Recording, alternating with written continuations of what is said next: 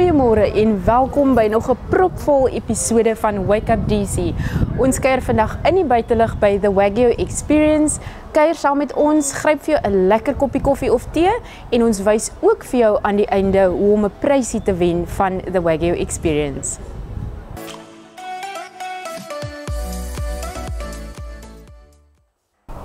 Ja, dankie dat jy saam met ons kuier hier op Wake Up DC. Ons is vandag soos Geraldine vroeër gesê het by die Wagyu Experience.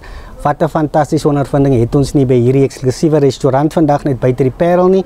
Ons het nou die voorreg om te gesels met die spesiale lid van die Drakensberg munisipaliteit of MMC, soos ons hom in die volksmond bekend is, Lorisha van Niekerk. MMC, dankie dat jy saam met ons gesels vandag. Goeiemôre en dit is weer lekker om hier by julle terug te wees.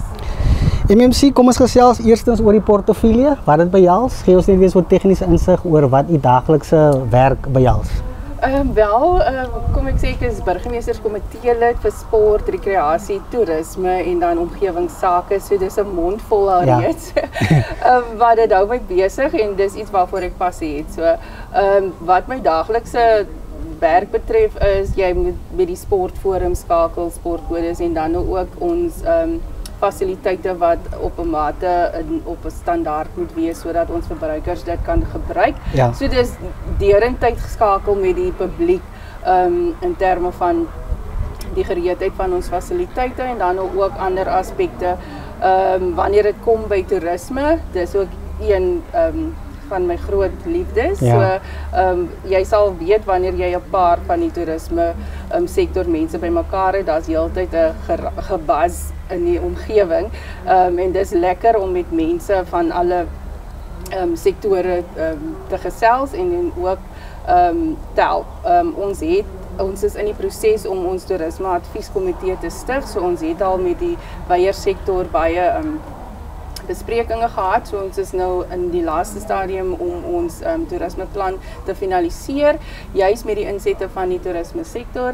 En dan die omgewingsake, ons sit hier vandag by 'n baie mooi plek, so eerstens is dit om ons mooi areas, ons erfenis, kultuur areas te bewaar en nou dan ook ons die 3 natuurareas vir bewaring in die raad goedgekeur. Ja. So dit is ook 'n groot passie dat ons moet omgee vir ons omgewing en dan is daar die administratiewe deel wat daarmee gepaard gaan met aansoeke vir grondontwikkeling waar ons departement dan die divisie dan hulle kommentaar moet gee om seker te maak dat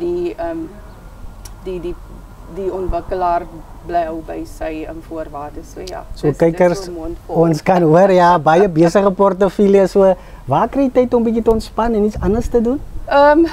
Soms naweke as ons nou niks aan het nie of as die geleentheid dalk vroeg is, jy weet almal doen sport op 'n Saterdag, so in die laatmiddag dan het ek am tyd om saam met die kinders en familie te wees.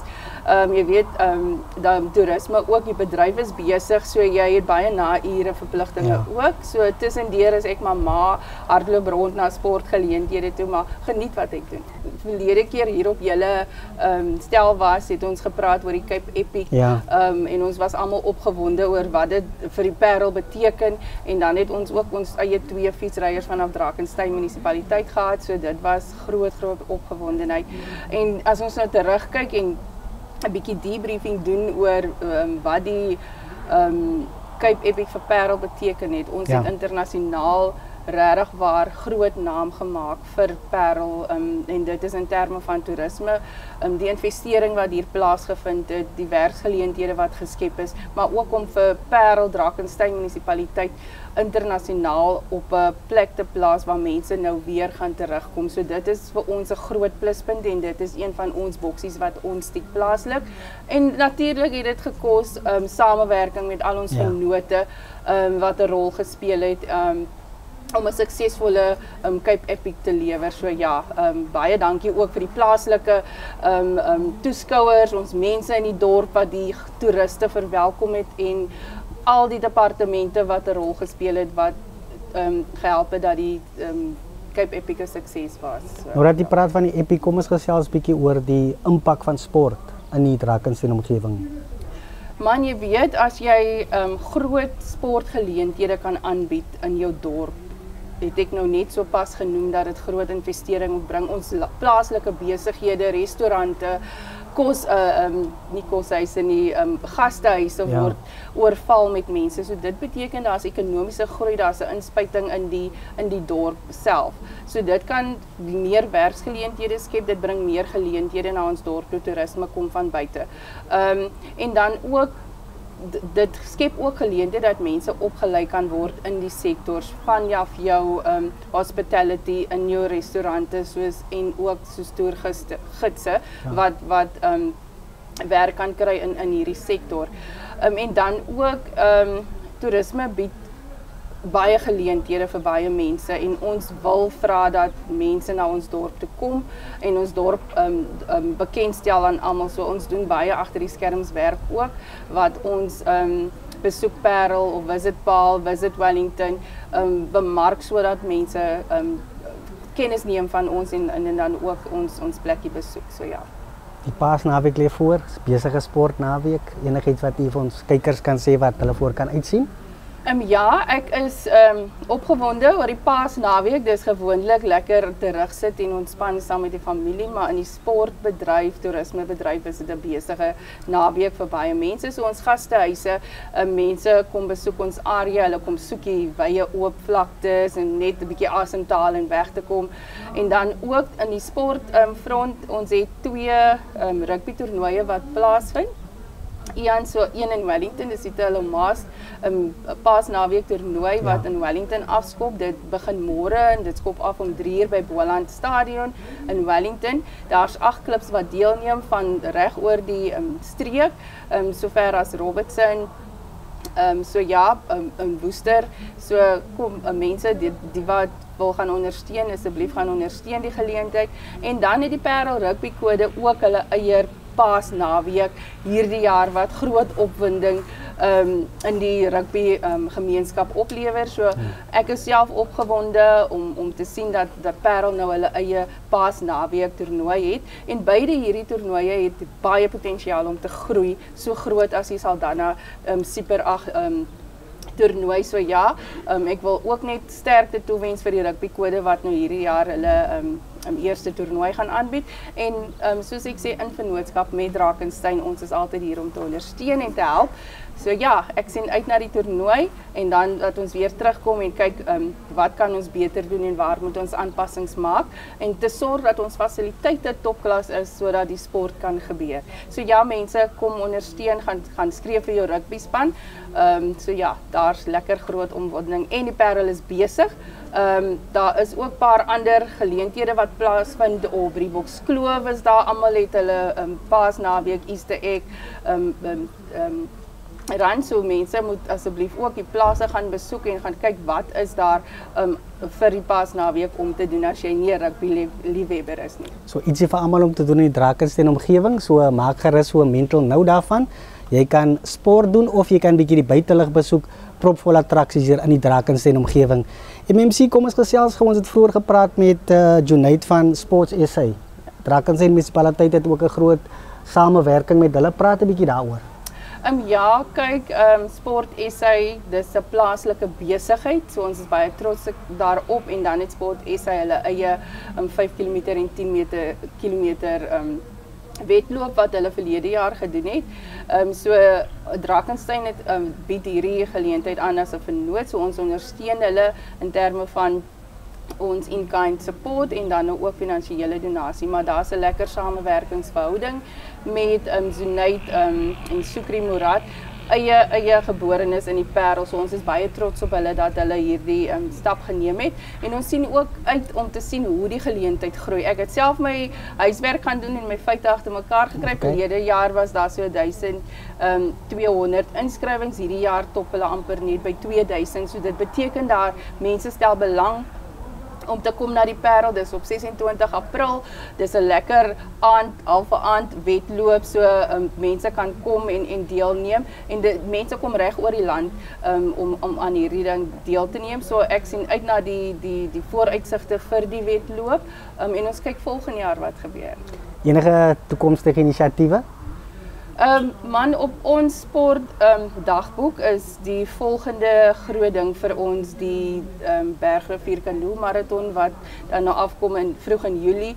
So ons het gesien daar in die Parelbos hierdie week was daar die ontwikkelingsgroep wat baie goed gedoen het in hulle kompetisies. So ons sien uit na die gehalte van atlete wat gaan deelneem of die gehalte roeiers wat gaan deelneem in daardie canoe marathon. Dis die winterseisoen wat op ons is. En dan sien ons uit in die toerisme area om te kyk om toerisme veldtog te loods, maar ons sal baie meer daaroor uitbrei wanneer dit so 'n bietjie na in die tyd is. So as die kameras nou op ons skiet, gaan jy 'n wagyu geniet, 'n wagyu steak? Nee, ongelukkig nie.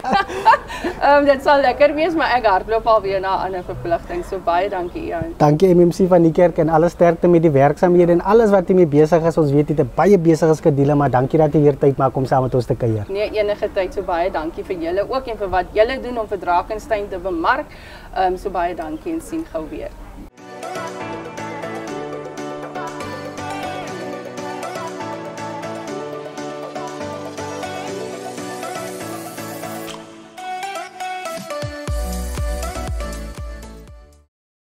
Yeah, I have the wonderful privilege of chatting to Junaid Murad this morning.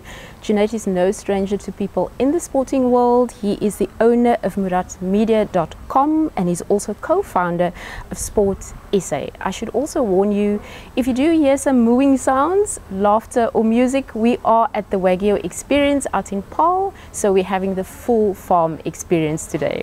Junaid, good morning and welcome. Good morning, thank you for having me. I'm looking forward to doing this with you today. So tell us, who is Junaid Murad? Tell us a bit more about yourself. So yeah, look, I was born in Paarl, went to school in Paarl my entire career. So at Paarl Boys, I moved out of Paarl for about 10 years when I went to university and got into the corporate world and started out. But back in Paarl now with my family and my wife, 4 kids. They're at school in Paarl and obviously we're looking to cement ourselves back in my hometown where obviously I feel comfortable and my family's still here, businesses here, etc. So yeah, very, very excited to be back in Paarl. And yeah, I've established businesses here now and just looking forward to being back to my roots. So you're speaking about the business. You are co-founder of Sport SA. Yes. Tell us, what is your role there? Yeah, so just to take back, Sport SA started about 10 years ago. Myself and my younger brother Shukri we're the founders.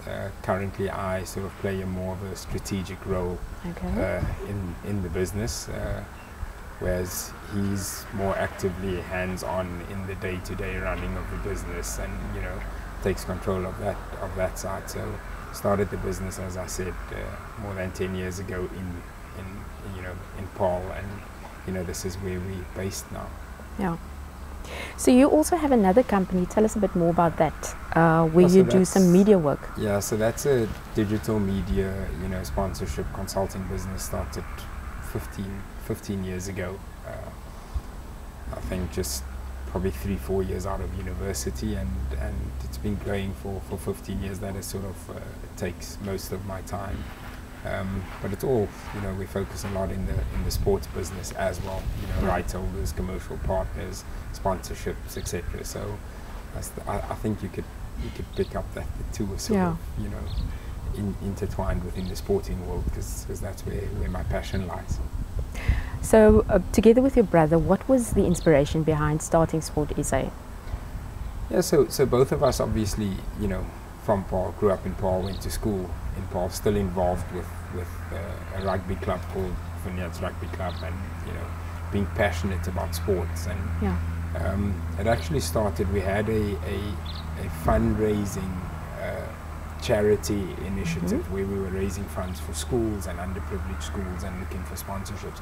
And we realized that in order for kids to grow and develop, sport obviously plays a big part. Yeah. And we picked up that a lot of our kids could not afford sports equipment. And this is where it started 10 years ago. It's expensive, whether it be cricket bats or rugby boots, and how do you get into a sport without the equipment? We then approached some of the brands, you know, to look at doing sort of their previous season stock, old stock that we could do at sort of discounted rates that we could, you know, donate or sell at almost cost price so that we can make it more affordable. And it started there, and then from there it sort of just developed into what Sport SA is now, and you know, it's a fully fledged retail and e-commerce sporting goods store. You know, selling from your premium products to, you know, some of the more affordable stuff. But it actually started as a I would say a charity, you know, where we could make things more affordable, and it's just sort of evolved over the 10 years to what it is now. You've mentioned that you are online and you also have 2 physical stores, am I right? Yeah. So we've got a store in Paarl, Okay. it's our head office, our biggest store in Paarl. We've got the Run Hub in Paarl, our stocks in Paarl, and then we've also got a store in Century City that focuses more on your running aspect. So it's a very specialized running store out in Century City. West Paarl's our biggest store and focuses on a number of sporting codes. Okay, so what are some of the items that I will, or products that I will find there if I go to your store, or if So I look, check you out online? Like anything sporting related. So running is a big focus, and then obviously cricket, rugby, soccer, netball, you know, tennis, etc. So we've sort of tried to cover a big range of sporting codes, and especially in Paarl with the schools being so strong, and basically the sporting community in Paarl so strong that we've got a range of sporting codes that gets played here. We sort of try to cater for most of those sporting codes. How would you say is your store different from your competitors? Retail is a competitive industry, Yeah. retail sporting. Look, so our competitors are your bigger guys, you know, your Total Sport, Sportsman's Warehouse, all these bigger guys. What sets us apart, in my view, is you get a more specialized and personal touch when you walk into our store, when you deal with us.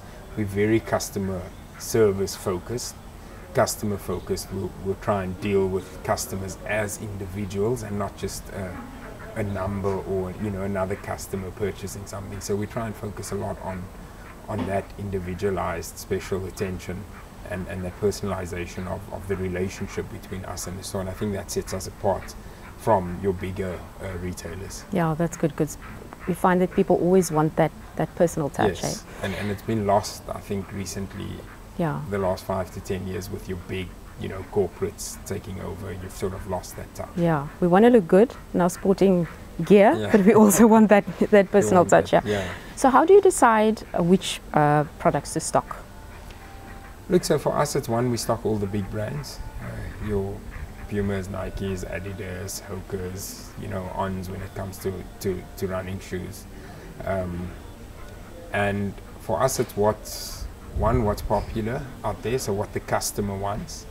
And 2, also a product and a brand that we know our customers can trust, that we can trust, because it's not about the once-off sale. I mean, you want repeat customers, you want to Yeah. be able to service them, you want the brands that you stock, you know, to be able to, one, be trustworthy, but also to know that we can count on I mean, I use the terminology like you're buying a car, but there's after service, you know, after your purchase, you still need to be, you know, serviced as a customer.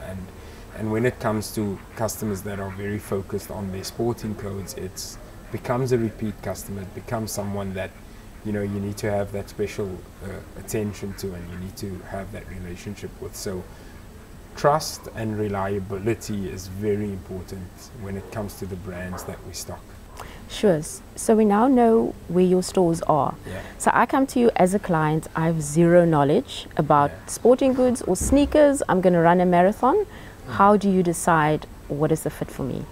So our staff in the store is one, trained. They go through training like, you know, almost weekly, different brands, technical aspects of, let's say, running shoes specifically. We've got a run hub at our store in Paarl, so you can get onto the treadmill. We do a gait analysis. They'll put it live on the screen. You can see the movement of your legs, of your foot. So it's very technical, you know, and from there they'll be able to recommend, let's say, 2 or 3 options.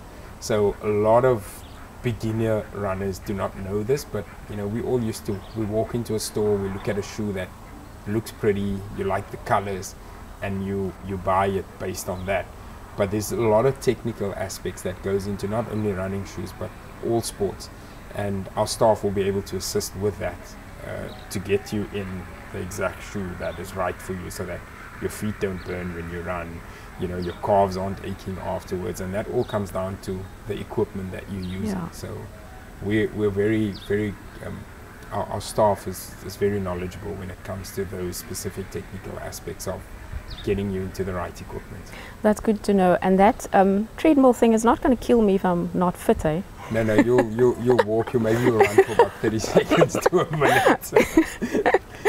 Yeah, so what are some of your challenges? What would you say are some of your biggest challenges? And being in the competitive industry that you're in, how do you stay motivated? Yeah, so I mean, retail, one, is very competitive. The sporting goods industry is competitive. So you're always facing those challenges of what is your competitors doing? You know, which markets are they going into? Which brands are they stocking? When are they launching?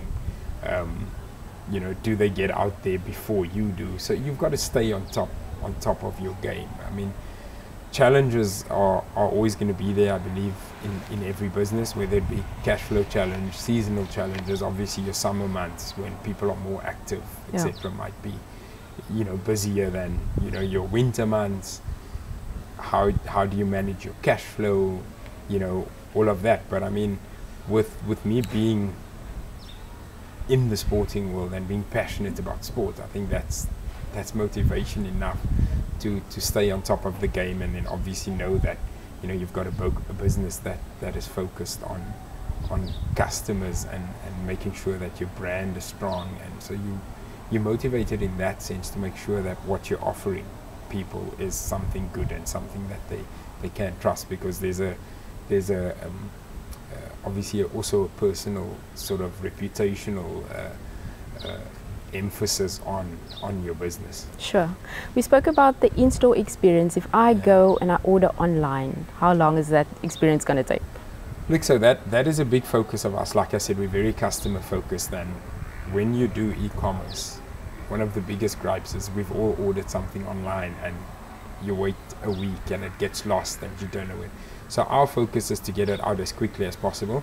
We've got our own courier vans within the Cape Town Paarl area, so sometimes you get it on the same day, sometimes it would be next day, and then obviously we ship worldwide, also across the country, so anywhere between same day to 5 days possibly, depending on the method of delivery which you selected. But very big focus of ours is to get it out and to the customer as quickly as possible.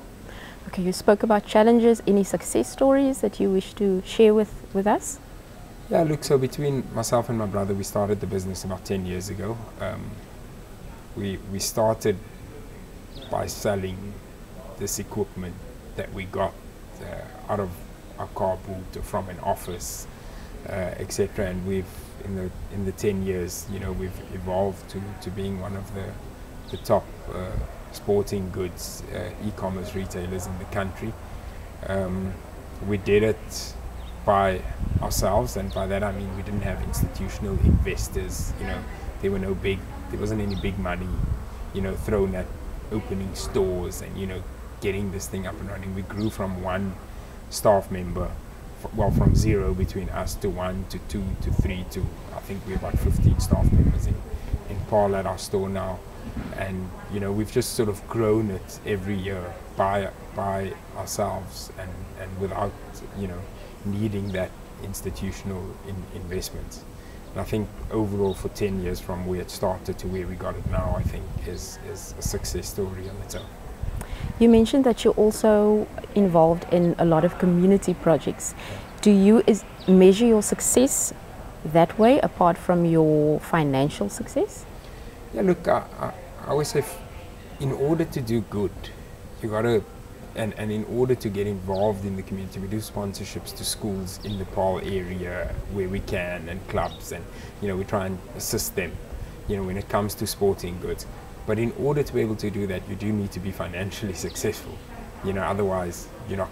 The more financially successful you are, the more you could do in that sense. But coming from Paarl, growing up within the Paarl community, it's very close to our heart to want to give back, to want to do good. So from a success point of view, yes, financially, you want to be successful, but also you want your business and your brand to be, seen as something good. So when people do associate themselves with your brand, or when they resonate with your brand, there's a good feeling towards it. It's not just transactional, but if you can have that feeling towards a brand, I think you're sort of halfway there to being successful. Yeah. So on a more light-hearted note, we spoke earlier and you mentioned there's one item that you would stock, if you could stock it for the rest of your life, in your store, and you also gave a reason why. What is that item? So for me, it would be a running shoe. I think it's versatile. It serves so many purposes. I mean, if someone needs to have shoes on his feet, whether he's running a marathon, whether he's doing a walk with his friends in the morning, whether you're going to the supermarket, whether you're just at home with your kids standing next to the rugby field or soccer field at school, a running shoe serves that purpose across the board. So if it's one item that, I think we would stock, it would be that. Your future plans, events that you want us to take note of? So last year we started the Sport SA run in Paarl. It was 5K and 10-kilometer run. It was very successful. We were sold out. We're doing it on the 26th of April this year again, and we're sold out again. We're expecting about between 2,500 and 3,000 runners in Paarl for the 5-kilometer and the 10-kilometer. We've had a lot of the local businesses come on board. We've got people coming from all over the country. We are so proud to say that the half marathon winner of the Two Oceans last week is partaking in the 10-kilometer run. We got a lot of support from the Drakenstein municipality, from the councillor, the MMC for sport. We got to thank her and everyone at the municipality and their office, and just Paarl in general, that has given support and their backing for this event. So it's our second year running. Great to have sold out almost double what we had last year, and then our plan is to obviously have it as a featured event yearly on the calendar. Hopefully we're bringing a 21-kilometer half marathon to Paarl next year, where we could expect anywhere between 8,000 and 10,000 people, but that's in the works. There is an appetite for it. So from an event perspective, we want to tie the events that we do to the business that we have. So running and the products that we stock, it ties into running shoes and people running. So we put that together, and then obviously we're looking at possibly one or two stores, another one or two stores that we would like to open in the near future, and just growing our business generally. E-commerce obviously makes it a bit easier in the sense that you can cater to an entire country but also world. So we do also cater to outside of South African borders. So. Okay, it's great to know. Any final words, or we often ask guests that they should give a word of advice, but I want to ask you, what is one thing or maybe two things that you would tell an aspiring entrepreneur or somebody in your shoes that they should not do? What are a couple of don'ts if you want to go into business? So I think the biggest don't to me is don't wait. Don't wait for your product or your business plan to be perfect, because as perfect as you think it is, it's never going to be perfect. It's ever changing. When we started this business 10 years ago, within 1 month, our entire business plan was out the window, and we had to reinvent what we did. Where we started off as a, let's say, discounted good sales, we're now selling premium products, at premium rates to professional athletes as well as to your everyday school athletes. But it started off as something completely different, and if you're not able to adjust, and if you're waiting, you're actually never going to start. So don't wait, start, and just learn as you go along. I mean, we're still learning 10 years later. if we waited, we would have been 10 years down the line still waiting. Wonderful advice, Junaid Murad. Thank you so much. I'm definitely going to pop into your store and bring the whole Wake Up DC team. It was an absolute pleasure to you. We look forward to hosting you. Thank you very much for the opportunity. And all the best with your future plans. Thank you very much, really appreciate it. Hou jy van draf of stap? Dan is die Rhodes Quality Half Marathon in Wellington op donderdag 1 Mei vir jou. By hierdie geleentheid is daar iets vir stappers, drawers as ook veldatlete. So kies tussen die 21 km, 10 km of 'n 5 km padwedloop en vir die avontuurlustiges 'n 20.5 km of 14.5 km trailroetes. So, skryf vooraf in en kry 'n Rhodes Quality geskenkpak. Waarvoor wag jy? Besoek topevents.co.za. Skryf nou in. Dis die Rhodes Quality Half Marathon in Wellington op donderdag 1 Mei. Ons sien jou daar. Yes, welcome to the Wagyu Experience, an absolute wonderful venue just outside of Paarl. We are privileged to be as a team today, and it's a functioning deli restaurant, and they offer very exclusive products, but we're going to talk more about it with our guest today. It's Anthony Jacobs and then Rebecca Warboys. Rebecca, let's start with you, Head of Sales and Marketing. Just explain shortly what your role entails. What does my role not entail? Right? First of all, thanks for coming through today. We're really loving you guys being here with us. So sales and marketing, Wagyu Experience. Look, we are dealing with a little bit of a niche product. There's a lot of misconception about Wagyu as well.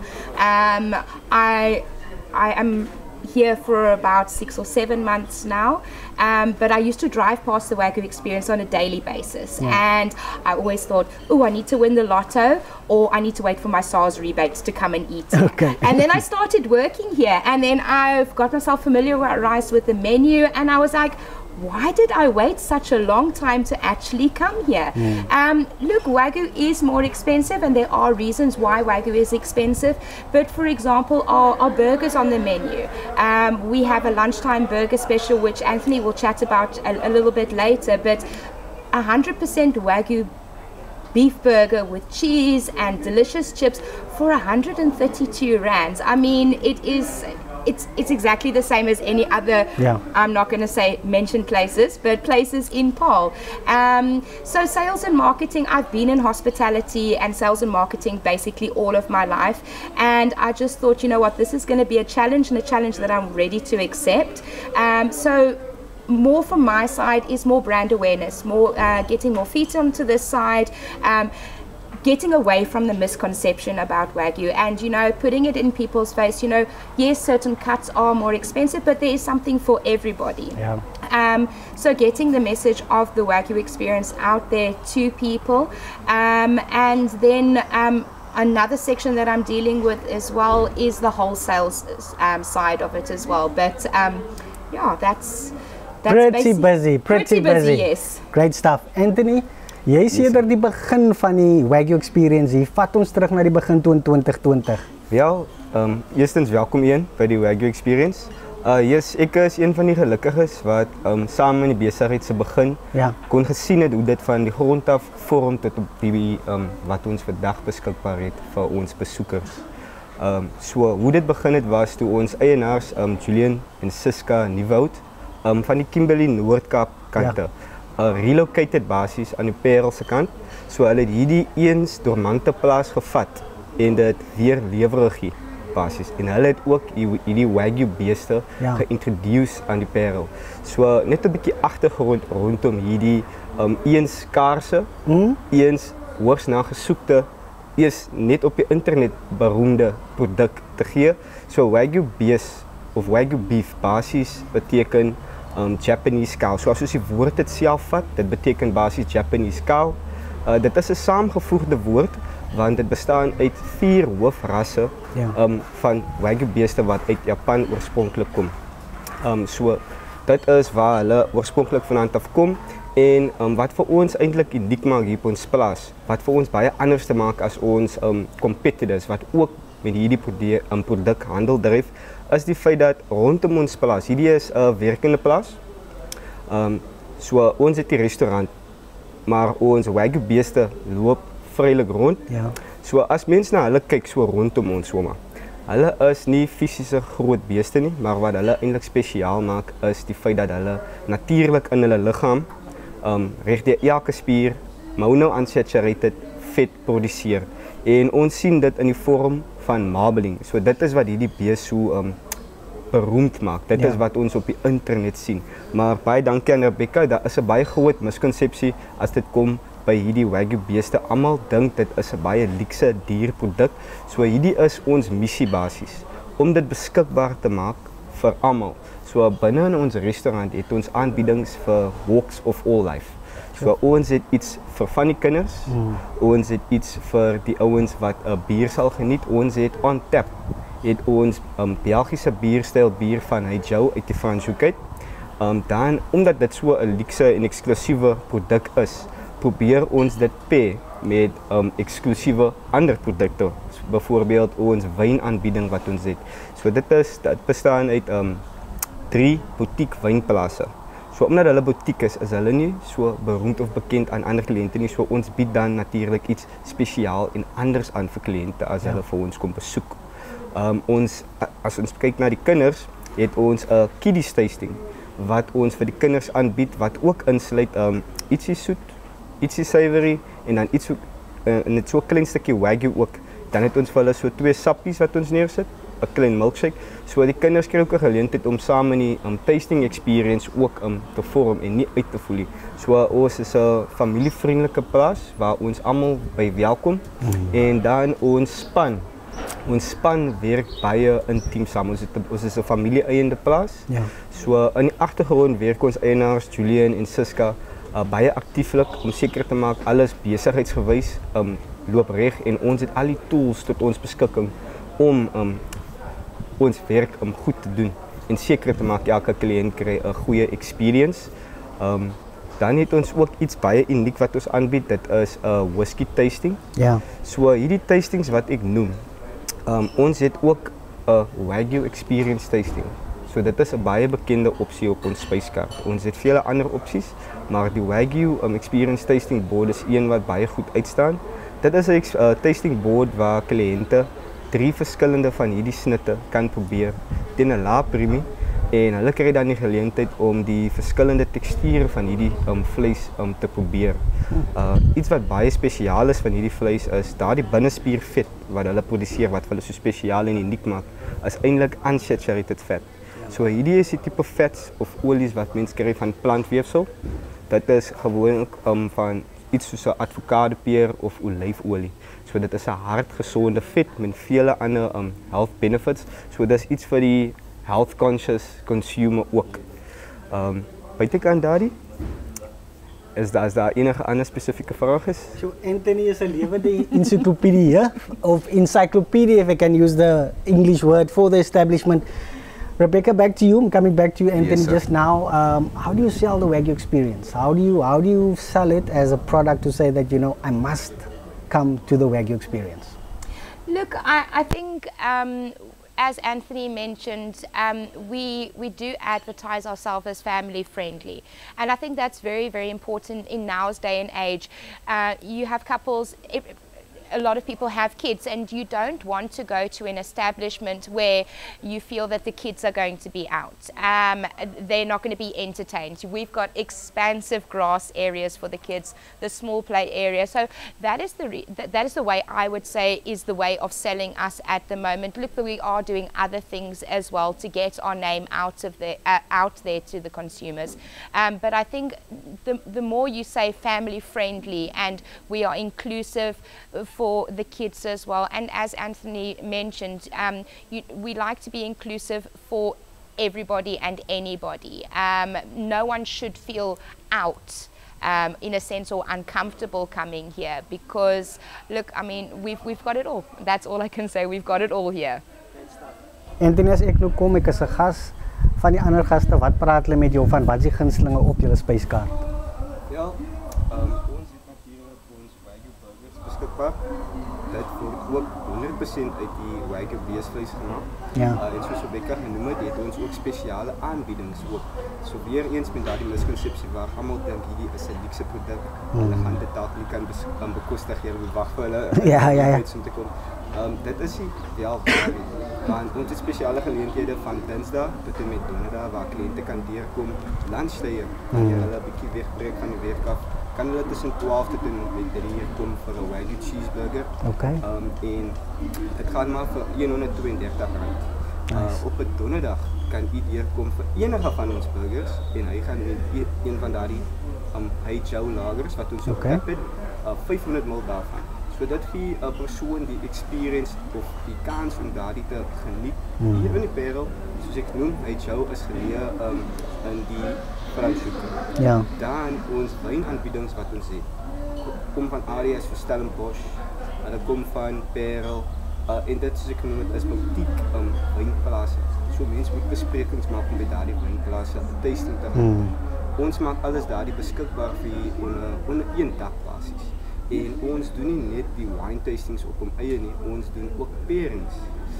Ons het ook nog 'n ander spesiale geleentheid wat ek moet noem. Dit is natuurlik ons pizza opsie.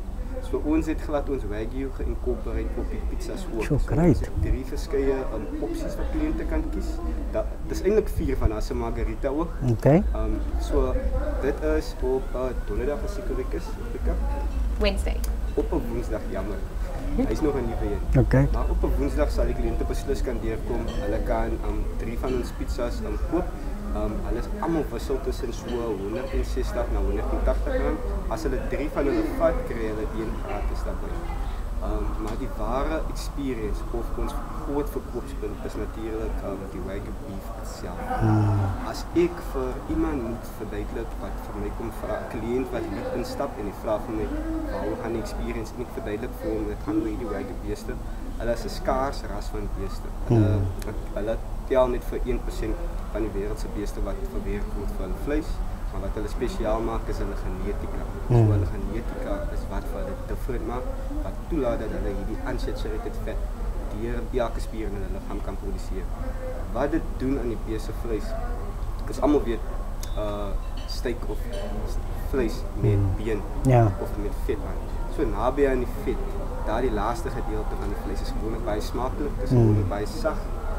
Met die been ook naby aan die been is vleis gewoonlik baie sag en baie smaakvol. Daardie binnespiervet hardloop reg deur die spier, so reg deur die hele styf of reg deur die hele snit afhangende van wat gekies word. Dit maak dit 10 maal meer sagter, 10 maal meer smaakvol. Ons het 4 of 5 smaaksintuie. Hulle noem dit umami. So hy maak hom 10 maal meer umami as sy normale counterpart. Selfs spookvleis, steaks wat gewoonlik net ooitjiekos mee gemaak kan word, kan ons gebruik as steaks om te grill. As normale, soos 'n normale ram, kan ons hom aanbied.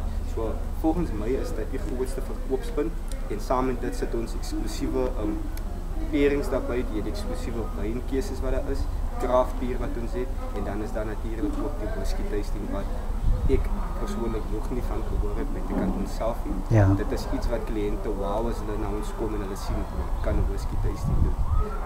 Die whisky tasting kan op homself gedoen word teen 'n baie lae premie. Dan kan dit ook gepair word saam met ons Wagyu vleis. En wat ons doen is ons probeer 'n stukkie snit van elke gedeelte van die bees probeer ons op daardie tasting board sit.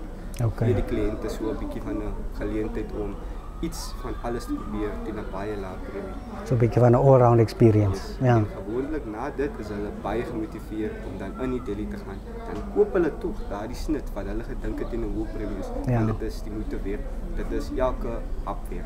Dit is die beste manier hoe ek dit kan sien. So fantasties. Jy's nou deel van die span. Praat van die ander lede van die span. Ek dink spanwerk is belangrik in so 'n besigheid, né? Definitief. Ons is 'n baie klein span. Ons werk intiemlik baie goed saam. Ek en my mede-kollegas in die frontewals wat ons werk in die hospitality industrie vir baie goeie gemeente. Elkeen van ons verskeie properties gewerk al, verskeie ondervindinge. Ek sien my mede-head waiter. Sy is 'n WSET qualified wine assistant. Sy maak altyd seker dat die pairings korrek is, dat ons wyne wat ons aanbied vars is. So sy speel 'n baie belangrike rol en sy leer ons ook baie. So ons eienaar is altyd aktieflik besig om seker te maak in die agtergrond alles hardloop goed af. En dan ons head chef Mel Koeglenberg, hy het jare so ondervinding in die kombuis. So hy direk ons kom bys om seker te maak alles loop goed.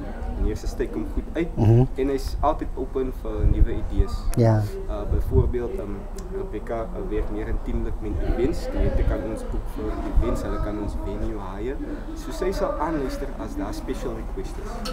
En hy sal altyd 'n oor hê vir die kliënte en al weet ons daardie item op ons spesiaal self sal ons 'n manier maak om dit moontlik te maak vir die kliënte. Ons ek moet net ook 'n spesiale punt weer bring na die front waar ons wat baie different en anders te maak is die diens wat ons lewer. So ons sien nie net 'n kliënt as 'n nog 'n persoon om iets aan te koop nie, maar as 'n gas wat ons gaan welkom na ons plaas toe en ons sien uit daarna, soos jy kan sien. Ja, nee, definitief. Om die experience te deel, die verhaal te vertel, iets vir hulle om terug huis te vat en dan vir hulle vriende te dan daarvan te vertel. En dan sodoende breek ons daardie miskonsepsie rondom my doen so almal die geleentheid om dit te probeer. Ons het ook so ver gegaan om onsself beskikbaar te maak vir iets. Ja. So as 'n kliënt dalk by die huis is en hy kan nie uitmaak vir die auntie. Jy kan nie self van hotel en dan iets bestel by ons. Ons het 'n online store waar ons actually hard besig is om nuwe koeriers te kry om reg rondom Suid-Afrika te probeer aflewer. Op die oomblik is daar so 'n paar areas wat ons nie by kan uitkom nie, maar ons is hard besig en alles hierdie is alreeds aan die gang. Rebecca, Anthony mentioned the event side. Talk to us about that. I want to book an event. How does that work? So we are a fully functioning restaurant. We don't do, so to say, private events at the moment, but shared space with other guests. Okay. So basically you contact me, you tell me how many people that you would like to bring in. If there's any requirements, we'll chat, we'll have a coffee, and yeah, we do our thing. We've had quite a few I'm not going to say large events. As you can see, we not a huge establishment, but a lot of special birthday parties, anniversaries. We have kiddies parties coming up as well. I mean, look at the space that we have at the moment, and it's a pity to waste the space that we have. Exactly. We are going to be focusing on more events for this year also. So coming up, we are going to be organising some wine and Wagyu evenings, so there'll be exclusive evenings where we'll have some of the winemakers from the boutique wineries that Anthony mentioned come in and do a wine evening. Chef Malt will be here as well explaining the courses. Later on in the year, we'll be doing a whiskey and Wagyu evening. So we're going to be doing a lot of the exclusive evenings. Anyone is allowed to come and join us. So it's basically watching our socials at the moment. There's a lot of things that are going to be popping up. We are looking at possibly doing or not possibly, we are going to be doing a beer and Wagyu festival in October as well. So yeah, there's a lot of things in the pipeline. So I think what's best is to watch out on our social media. We are the Wagyu Experience on Facebook and Instagram. And have a look what we're doing. Great stuff. I want to just say kudos to you two for hosting the team as well and for the rest of the team. What a wonderful experience we're having. Thank you for everything. All the best with what you're doing. And we just wish that your establishment goes from strength to strength. Thank you very much. Thank you so much. Thank you very much, Ian.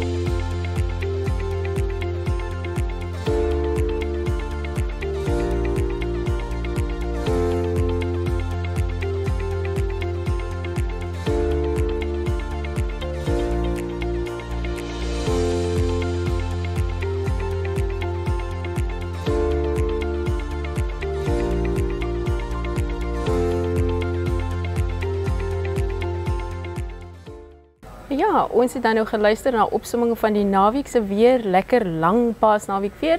En dit is dan vir my bitter lekker om volgende te gesels met Charlie en Elliot. Ek noem ook net weer, ons is by the Wagyu Experience hier in Suiderparel. So as jy dalk 'n koei hoor moe, dan weet net dat ja, hulle wil ook deel wees van die shot hier. Charlene is 'n motiveringsspreker, sy het diep spore getrap in die onderwys. Sy's ook 'n semifinalis in Mrs Bold 2025 kompetisie. Charlene, so lekker om jou vanoggend saam met ons te hê. Welkom en goeiemôre. Baie dankie. Goeiemôre. Ja, dit is lekker hier buite in die oop lug met al die beeste hier rondom ons. Ek dink dit is die eerste keer dat ek nou buite lug met diere sit. So ek is baie opgewonde oor wat ons dalk nog gaan hoor vandag. Ja, jy beskryf voor ons bietjie hoor wie Charlene is. Voel jy's geen onbekende by Wellington en Parel se mense nie. Ook 'n bietjie verder. Jy skryf in jou motivering aan Mrs Bold dat Ubuntu guides everything I do. I am because we are. Sal jy sê dit is die beste beskrywing vir jouself? Ja, ek dink dit is die beste beskrywing wat jy sal kan kry van my. Omdat ek so 'n gemeenskappersoon is en ek glo alles begin by jouself. Om jou gemeenskap te kan dien, moet jy eers by jouself begin. Jy moet eers daai liefde ontwikkel voordat jy na jou gemeenskap toe kan gaan, want dit moet jou passie wees om te gaan dien. En dit is absoluut waaroor Ubuntu staan. En dit is vir my ongelooflik om altyd te sien dat dis waartoe ek beweeg. En ek leer dit ook ons dat ons na Ubuntu moet kyk en daai woorde moet jy nie net ligtelik gebruik nie. As jy dit gebruik, moet dit met 'n passie wees en dit moet regtig iets baie na in jou hart wees. So vertel ons 'n bietjie, gee ons 'n bietjie agtergrond. Wie is Charlene? Waar het jy opgegroei, skool gegaan vir die mense wat dalk nie vir jou ken nie? So ja, ek is Charlene Elliot. Ek is gebore Botma. Ek is 'n Botma en ek het skool gegaan, of kom ek sê vir jou, kom ons begin by die begin. As 'n jong dogtertjie aangeneem, was eers in pleegsorg en toe ek aangeneem en ek het by 'n wonderlike familie groot geraak, nog 2 boeties bygekry nadat ek 'n klaar groot familie gehad het. En my ma en my pa kon eenvoudig net nie na my meer kyk nie. My aanneem pa was my biologiese pa. Hulle was stiefbroers. Ja, hulle was stiefbroers geweest en dit is hoe ek so ongelooflik met my pa kon connect, omdat hy kom ook uit 'n huis uit waar hy aangeneem is. So dit was net vir my wonderlik, maar toe het ek hom verloor op 'n baie jong ouderdom in my lewe. En my pa was my alles. Ek het hom verloor en toe raak ek 'n bietjie rebels. Op die ouderdom van 16 het ek 'n bietjie rebels geraak en ek het net eenvoudig vir my ma begin sê ek hou nie van haar nie, ek wil nie by haar wees nie. Maar daar was 'n groter storie agter dit. My ma het my op 'n baie jong ouderdom tot en met op die ouderdom van 18 gemolesteer. Sy het my gemolesteer en dit het gemaak dat ek so hatig teenoor haar begin optree het. So ja, ek het toe nou maar besluit nadat ek klaar met skool, was in 'n verhouding gewees met 'n man wat 9 jaar ouer as ek was. Ek het met hom getrou. Dit is my kinders se pa gewees. Ek het met hom getrou. En op die eind van die dag, ek was 4 jaar met hom getroud toe ons geskei. Na my kinders se geboorte is ek toe geskei. Maar dit was die journey waarop ek moes gaan. Ek glo nog tot vandag toe, dit is 'n journey waarop ek moes gaan. Ek was in die skool wat ek was, min mense weet dit en ek dink baie mense wat dit vandag gaan hoor, gaan dit vir die eerste keer hoor. Ek was in 'n handelsskool. Ek was in Monument Park eers gewees. En van daar af het ek net besef, maar dit is nie die skool vir my nie. Ek wil nie daar wees nie. En toe gaan ek Westcliff skool toe. En daarso het ek skool gegaan waar ek huishoudkunde, verpleging gestudeer het. En na skool het ek deur UNISA my matriek gaan doen. En ek het toe het ek verder gaan studeer en ek het my B.Ed graad gekry. En ek is nou so 'n paar weke terug, vir die eerste keer in 29 jaar het ek weer by Westcliff skool ingestap as 'n motiveringsspreker. Oh wow. En dit was vir my 'n verskriklike emosionele oomblik gewees, want dit het my teruggevat daai eerste dag wat ek instap by daai skool. En jy weet nie wat om te verwag nie. So ek is regtig wel bitter trots om te kan sê ek was in daai skool gewees. Mens moet nie altyd alles met almal deel nie en as ek dit nou al gedeel het met almal, het almal nou al my storie geweet. So ek deel dit vandag met julle want ek dink dit is baie spesiaal. Want ek gaan die 8de Mei gaan ek terug na hulle toe om 'n kompetisie te judge met hulle vir Queenscliff om ook 'n bietjie terug te gee. So dit is waar ek op skool gegaan het. Dis 'n bietjie van my geskiedenis daar. Maar ja, toe ek teruggekom na my egskeiding, was ek terug in die Parel gewees. Ek was so 'n traveler gewees. Ek was regtig hoor want ek het nie by familie gebly nie. Ek het glad nie by familie gebly nie. Ek het by vriende gebly. So dan het ek hier gebly, dan die dag, maar ek het nie 'n werk gehad nie. Toe besef ek maar ek gaan iets moet doen om my inkomste te kan genereer. En ek kry toe 'n werk op 'n plaas. In Klapmuts op 'n plaas en dit was regtig waar ek het onderwys gestudeer en maar ek wou nie by ek wou amper sê goeie skole doen werk nie. Ek wou by minder bevoorregte skool inkom. Ja. En ek het begin vrywillig sport afrig by Klapmuts. In my vrye tyd het ek sport daar afgerig, maar ek het in dieselfde tyd het ek as 'n kelnerin gewerk op hierdie plaas. So ek dink nou jy het onderwys, maar jy het as 'n kelnerin gewerk. En ek het in die wine tasting gewerk. Ek het later aan geleer om kaas te maak. Ek is later aan as assistent bestuurder in die restaurant gewees. Maar toe kry ek 'n oproep van die skool. Dit was 'n Woensdag en die hoof sê vir my, Charlene, daar's 'n pos oop as 'n graad R onderwyser. En ek sê vir hom, wanneer wil julle hê moet ek begin? Maar hou in gedagte, ek het so lank termyn nie skool gegee nie. So ek was vir baie lank nie in die onderwys gewees nie. En hy sê vir my, weet jy wat, ons wou eintlik al gehad het jy moes gister begin het. En ek is so sjoe. So nou moet ek met die eienaars gaan praat want ek moet mos nou weet kan ek gaan of hoe moet dit werk? En ek bel hulle en ek sê vir hulle, luister, so hierdie geleentheid het oor my pad gekom en hulle sê vir my, Charlene, ons weet wat is jou passie. So hulle het toegelaat, ek het die volgende week ingesklim by die skool. Ek het begin in 'n Wendy klas, 'n brein Wendy klas wat die skool se kombuis was met 37 kinders. So dit was my Klapmuts tydjie daar gewees en dit is waar alles begin het. Ek glo dis waar my saadjie begin het en ek het net die passie van gemeenskapwerk het ek begin uitleef daar. Ek het gratis begin bootcamp aanbied vir die gemeenskap om te belê in hulle gesondheid.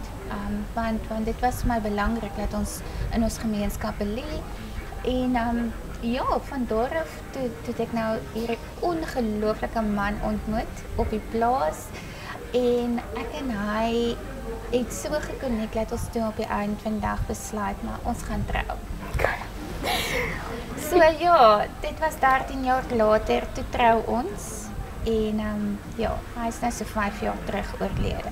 Ja, ek wil nou nie vooruit hardloop die storie nie, maar ek dink daar lees seker maar ergens, is jy seker besig om my boek te skryf, dan kan ons bietjie meer lees, want daar is net nie genoeg tyd, dink ek, om regtig jou storie wat so ryk is, alles te vertel nie, of in diepte oor alles te gesels nie. Maar jy het gepraat van die onderwys, jy trap diep spore daar. As ek die vraag kon vra, jy was 8 jaar, was jy onderwyser, graad R, en toe ook prinsipaal van die Learning Tree Aftercare. As jy kon kies, seker nou 'n bietjie van 'n onregverdige vraag, prinsipaal of om in die klaskamer te staan, wat sou jy kies? Wel, ek moet vir jou sê, ek is nog steeds bitter baie betrokke met die kinders. So in die nasorg is dit my werk. Ek werk letterlik met hulle elke middag van 4 tot van graad 4 tot graad 7. So ek doen tuiswerk met hulle en goed, maar principal, jy het baie meer verantwoordelikhede, baie meer stres op jou. Maar ek geniet dit verskriklik baie en ook As ek kon teruggaan vir 'n oomblik, as jy my vir 'n dag sê ek moet teruggaan, sal ek graag wil teruggaan in 'n graad R klas en net weer daai ervaar wat jy ervaar het die eerste dag wat jy instap. So ek sal bitter graag, ja. Okay. Kom ons gesels 'n bietjie oor Life of Giving. Julie 2022 ook te doen met kinders of jong mense. Dit is jou liefdadigheidswinkel waar jy klere gee vir minderbevoorregte kinders. Hoe werk dit? So Life of Giving, ja, soos jy sê, het in 2022 geopen waar ek minderbevoorregte meisies help om na hulle matriekafskeide. Maar ek het dit nou al so uitgebrei dat dit nie net matriekafskeid is nie. Dit is enige funksie wat hulle moet gaan bywoon. Aanneming, voorstelling. Ek het tot mamas wat funksies moet gaan bywoon, maar dan het hulle nie klere nie. Hulle moet awards aan toe gaan, maar hulle het nie klere nie. Dan kom hulle na my toe. So dit is heeltemal 'n gratis winkel. So jy kom na my toe, jy kom pas aan, ek leen vir jou die klere, jy bring hom net vir my terug. Okay. So dit is ja, en ek moet vir jou sê verlede jaar het ek 35 meisies in die gemeenskap gehelp wat ek regtig waar kon 'n verskil maak. Ek het hierdie jaar 'n meisietjie gehad wat ek verlede jaar gehelp het. Sy het teruggekom in 'n rok by my kom haal vir haar 21ste verjaarsdag. Wow. So dit is waaroor dit vir my gaan op die ouend is dat daai droom wat jy alle jare in jou matriekjaar het, dat hy kan waar word. Want ons kinders, ons meisies, ons seuns raak in verskriklike omstandighede groot, maar ons moet tog vir hulle ook gun dat hulle hierdie mooi geleentheid gaan bywoon. En dit is vir my baie belangrik dat jy jou drome moet najag. Ja, absoluut. Ook wat baie voorkom in ons skole wat ons dikwels nie oor praat nie, jy het ook 'n anti-bullying initiative. Vertel ons so 'n bietjie meer daaroor. Ja, so my anti-bullying program is I Wish My Teacher Knew. Dit is 'n boksie wat by skole afgegee word en dan kan die kinders briefies vir my skryf as hulle geboelie word of selfs as die onderwyser geboelie word. En dit sien ek al hoe meer dat my briefies raak minder van kinders waaroor ek so dankbaar is, maar my briefies raak meer van onderwysers wat deur onderwysers geboelie word.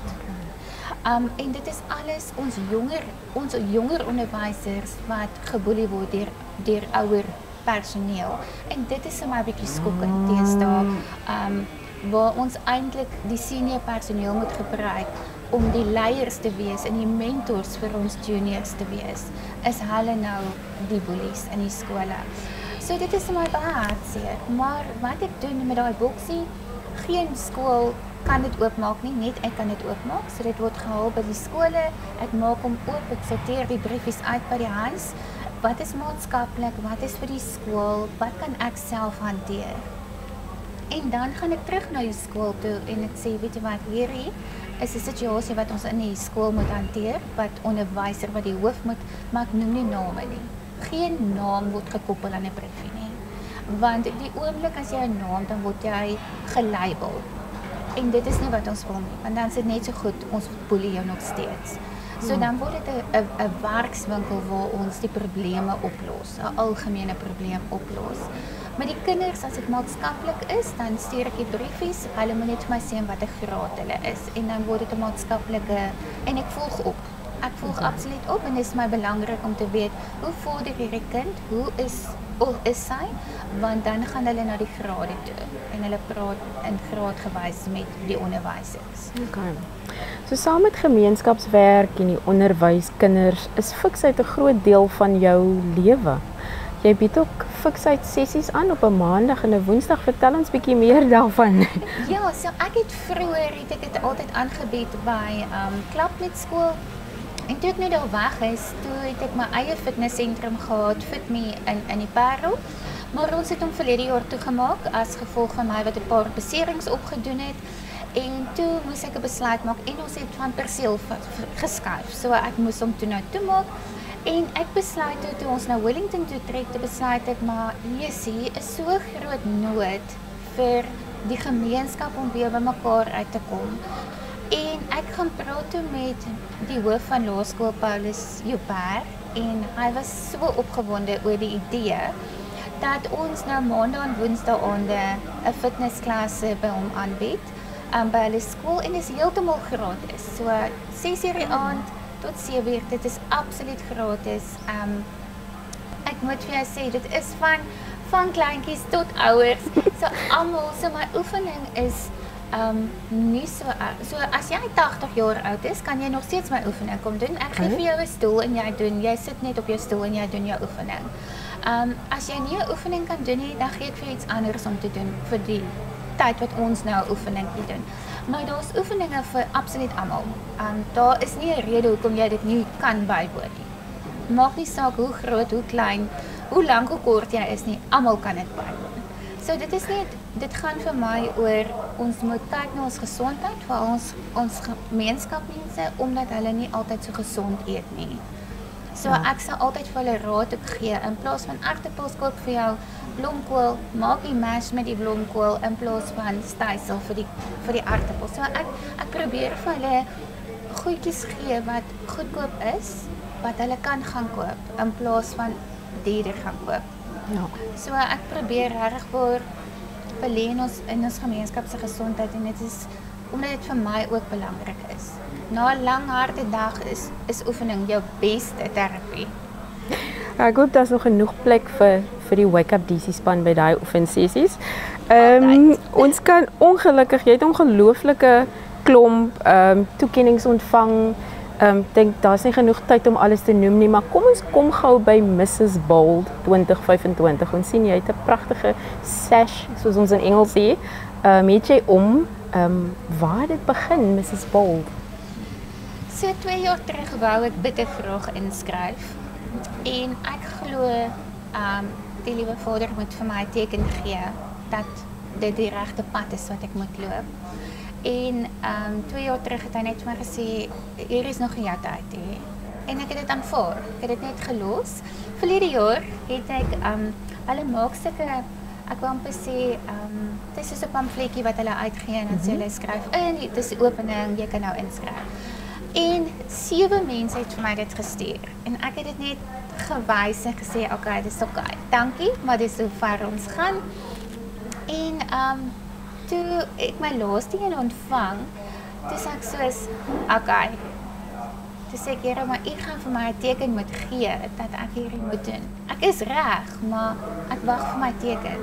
En net daarna, 5 minute na ek my laaste een gekry het, kry ek die Bybelvers Jeremia 29 vers 11 en dit is my gunsteling Bybelvers. En ek gaan na my kamer toe en ek sê, Here, dankie vir my teken. En ek skryf in. Net daar registreer ek en ek skryf in. En ek het besef dat hierdie gaan 'n bitter groot uitdaging wees.